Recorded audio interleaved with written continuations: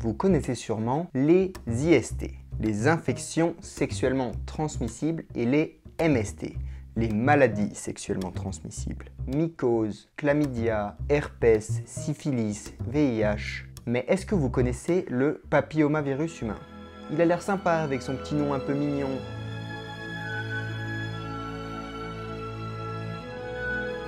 Mais dans les faits, c'est un peu différent. Là, vous vous dites, pas de soucis, je me protège tout le temps, je risque pas de choper ce truc. Mais si je vous disais que pour se protéger de notre ami le HPV, le préservatif, c'est pas suffisant. Que même en portant un préservatif à chaque rapport, vous pouvez quand même l'attraper. Que vous l'avez même peut-être déjà eu. Que 80% des femmes et probablement des hommes l'auront une fois dans leur vie.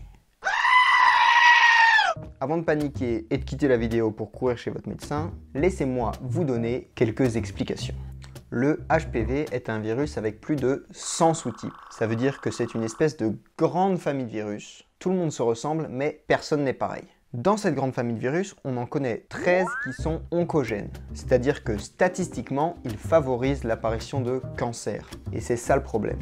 Alors bien sûr, la plupart du temps, l'infection est éliminée en quelques semaines ou quelques mois, sans même que vous vous en rendiez compte. Le problème, c'est que régulièrement, l'infection n'est pas éliminée. Et comme elle n'a aucun symptôme, on ne sait ni qu'on l'a eu, ni qu'elle persiste. Alors qu'est-ce qui se passe quand l'infection persiste? Vous pouvez avoir des verrues vulgaires, des verrues plantaires, ou encore des condylomes acuminés. Mais ça, c'est la partie gentille. La conséquence qu'on redoute, c'est surtout le cancer du col de l'utérus. 70% de ces cancers sont causés par HPV 16 et 18, des membres de la grande famille dont je vous parlais au début de la vidéo. Ce cancer, c'est plus de 1000 morts par an en France, plus de 300 000 dans le monde. Chez les hommes, les cancers sont plus rares. Ça fait plaisir. Mais ils sont quand même possibles. Ça fait pas plaisir. Cancer de l'anus, cancer du pénis, cancer ORL. Vous avez peut-être entendu parler de l'acteur Michael Douglas qui s'est fait diagnostiquer un cancer de la gorge après avoir fait des cunnilingus. Et bien c'était HPV le responsable. Du coup, comment on s'en protège? Pour commencer, il faut savoir que les infections à HPV sont les seules infections sexuellement transmissibles qui peuvent être transmises lors de relations sexuelles protégées. En fait, le virus est tellement petit, 55 nanomètres, qu'il peut traverser le préservatif. En plus, il est présent sur toute la zone génitale et pas seulement sur la zone couverte par le préservatif. Alors attention, ça ne veut pas dire qu'il faut laisser tomber les capotes. Elle vous protège contre plein d'autres infections. Par contre, il y a d'autres moyens de se protéger des infections à HPV. Le premier et le plus important, c'est la vaccination. Elle est recommandée pour les femmes entre 11 et 14 ans parce qu'elle est beaucoup plus efficace s'il n'y a jamais eu de relation sexuelle auparavant.